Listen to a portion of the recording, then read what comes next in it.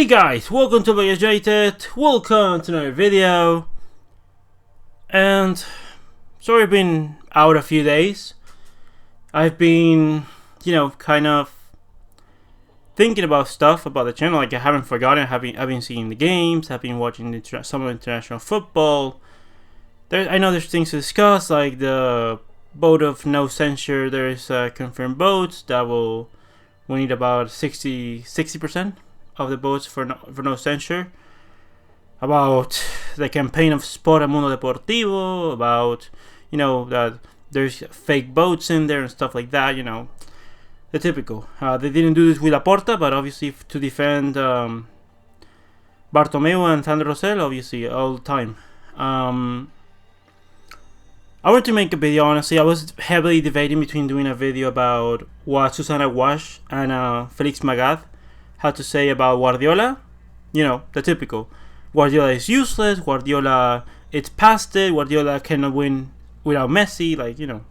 All that kind of stupid thing that you keep hearing about.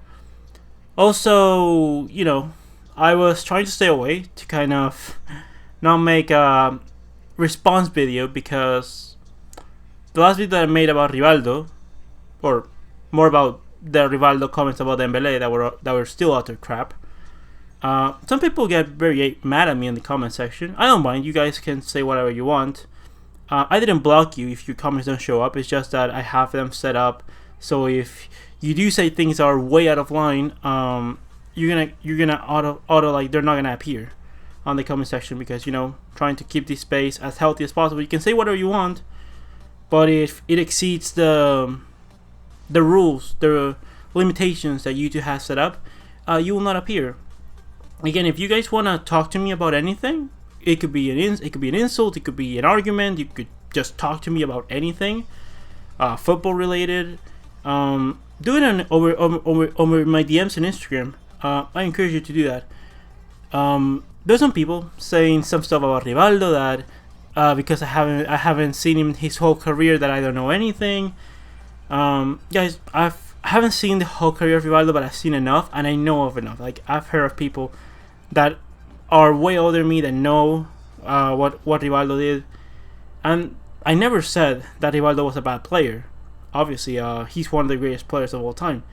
Now, with that said, that doesn't change that his attitude and what he brought to the team, coupled with the mentality of that he was set up with Mundo Deportivo and Sport, is what destroyed Barcelona with Luis van Gaal.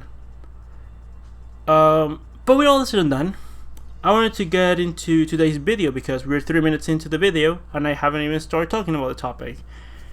I was thinking these days, and I watched a couple of YouTube videos, and I was thinking, what team could Barcelona have if they would have kept all of their, La Masia players? Because if you ask someone right now, what was La Masia? Normally the answer that they would give you would be that it is the youth academy of Barcelona. And normally that would be right. But not right now. Because the truth is that La Masia is not the youth academy of Barcelona. It is the youth academy of all Europe.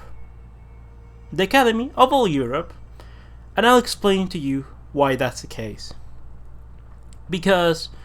And this video comes with the idea of thinking, because I've been seeing a lot of reports that Barcelona, it's not well financially. We're very, very bad. We're getting asked for a loan deal, and it's bad. It's gonna be very, very bad. The money laundering is being absolutely horrific.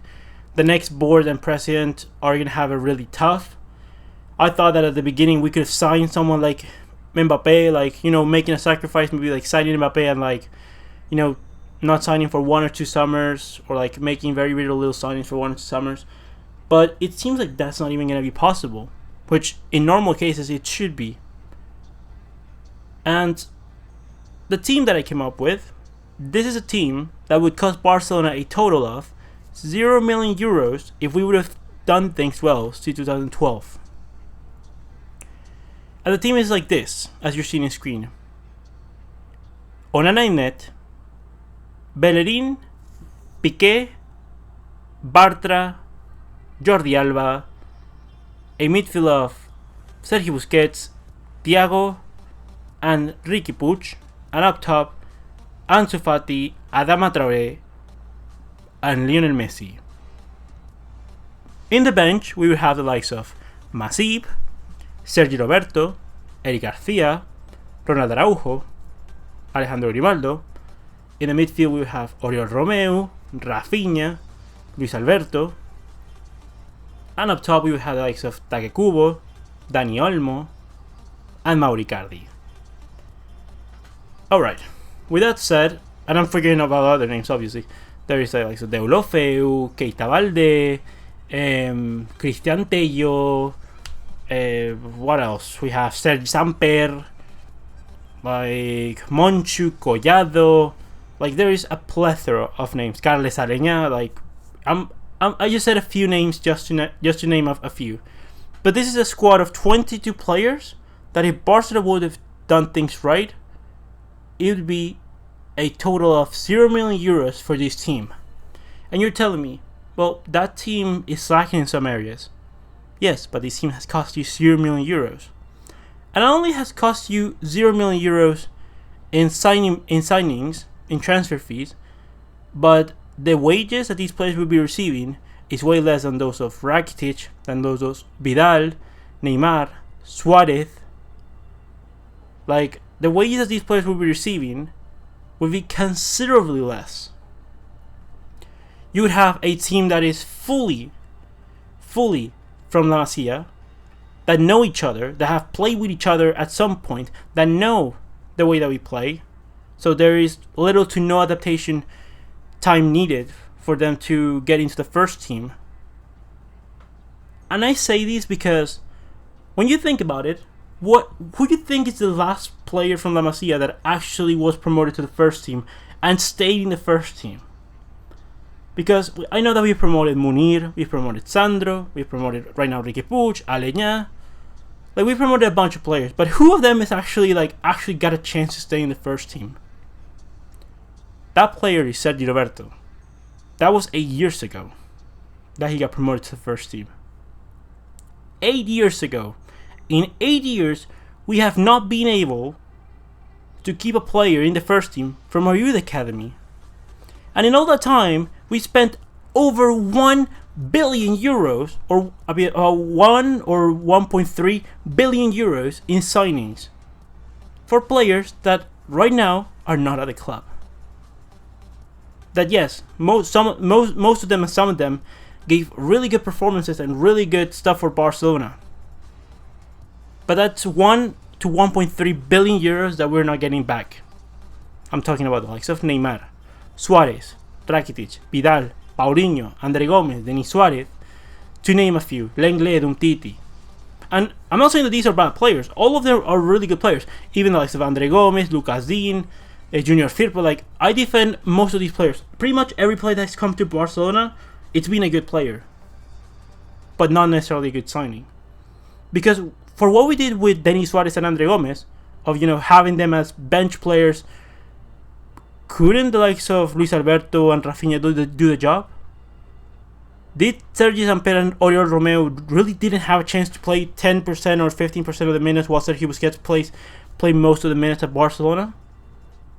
Were these players not capable of that? Right now, if we would have kept out Alex Grimaldo in 2016, we could be integrating him and we wouldn't have to look for a backup fullback. And if you didn't want to keep Grimaldo because maybe you had scouts that said that he's a player with a difficult attitude, although I doubt it because every year that he's been at Benfica, he's been amazing. Well, you had Cucurella, but another player that's gone from Barcelona. And you might say, well, this team, it's not capable of winning the treble. First of all, that's debatable because nothing guarantees you the treble. The treble is very hard to do. But, okay, let's say that this team is not capable to win the treble. At least it's not the strongest team that it could be. Okay, then. But putting in the case that we would have about 1 billion euros to spend, You just have to sign a few key marquee signings, and that's it. Not sign a player for every position that's not from La Masia, even for the bench. For example, let's say you have a 1 billion euros that you've saved from all these players. Instead of Adama Traoré, you could have the likes of Mbappé. Let's say that Riqui Puig is not ready to play every single minute of every single game. Okay, then you sign Kevin De Bruyne. Araujo, maybe not ready yet. You go ahead and sign Virgil van Dijk. Bellerin is probably, you don't think that he's great. I think that he's great, but you don't think that he's a top quality level right back. Then you go for either Trent Alexander-Arnold, Joshua Kimmich, Yusuf Attal. You think that you found a hidden gem in Ter Stegen. You sign Ter Stegen. But you see, there are little marquee signings that here or there that are helping you boost that. When these players come up that appear, that are players that are going to be only once in every generation, you sign those players. Everything else that we need, we have. Luis Alberto, fantastic at Lazio. Rafinha is going to be a bang. If he can keep himself fit, he's going to be a bang at PSG. I can bet you that. Takefusa Kubo, one of the highest prospects right now in world football. Dani Olmo, another player these are pretty much all internationals with Spain, with Japan, with Senegal. Like, most of these players are internationals with their respective teams. And we have youth here. We have Eric Garcia, Ronald Araujo.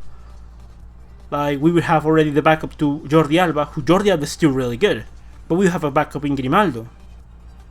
Thiago, probably the best centre midfielder last season. You still have Lionel Messi, Ansu Fati, Adama Traoré. Adama Traoré, who you sold for 10 million euros, now is worth 100 million euros. So this is why it's important to trust in La Masia. That if they don't succeed at the moment, don't put pressure on them. They don't have the pressure to to have to perform every single game. The players that have the pressure, that need to perform like they are the best players in the world, are those players that you sign that need to perform now. When you sign a Griezmann for 120 million euros, he needs to perform now. When you sign Coutinho for 160 million euros, he needs to perform now.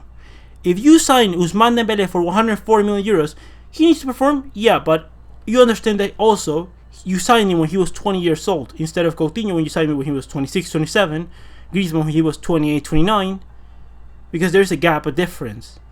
But even so, if you're going to sign Dembele for 140 million euros, if you want him to perform, you better play him pretty much every single game in his right position.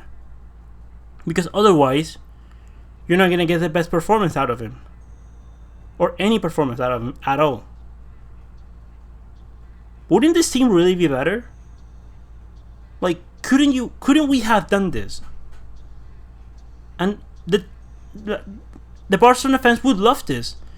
Having a bunch of La Masia players, and the players that are not from La Masia are some of the best players in the world in their respective positions. Virgil van Dijk, Kylian Mbappé, maybe Haaland if you wanted Erling Haaland, Kevin De Bruyne, Joshua Kimmich, Ter Stegen. I'm sure that every single fan would want a team like that. We would have an all-stars team, and we would have a bench that is perfectly capable of rotating those minutes. Eric Garcia and Ronald Araujo would be heavily grateful to play 20 to 30% of the minutes with a really competitive team. Grimaldo to rotate with Jordi Alba, Sergio Roberto to play between midfield and the right back spot. Romeo, Rafinha, Luis Alberto would be able to give you a different dynamism in that midfield. Take Kubo, Mauri Icardi, Dani Olmo. Some really interesting players right there. But instead, we are 0 over.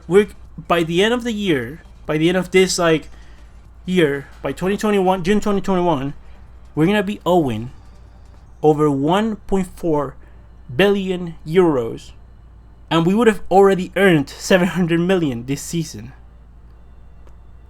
This is ridiculous, and that's what we're asking for a loan signing right now.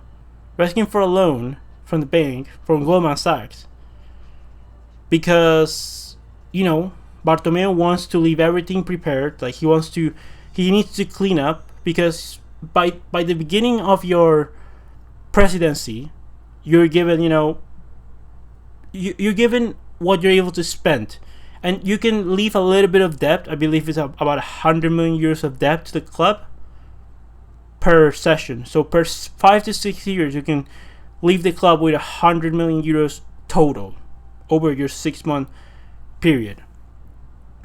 That means that you could spend 1 billion euros the first season, but then the other years you would probably have to sell, and like not sign many players, so you can regain that money for years to come. It's something that we haven't done. We're trying to do it now by any means necessary. That's why you see cases like Artur. That's why you see cases like Suarez, Rakitic, Vidal. That's why you see like all these weird things. And the thing is that instead of selling Rakitic in 2018 for 80 million euros, you sell him 2 years later for 1.5. And that's what makes me mad.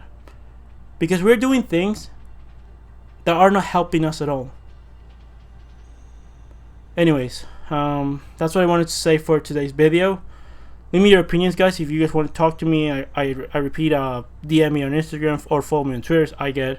I'm active on Twitter sometimes. Anyways, we're all said and done, guys. Leave me all your opinions in the comment section below. Comment, like, and subscribe. And I'll see you next one, Blaugranas.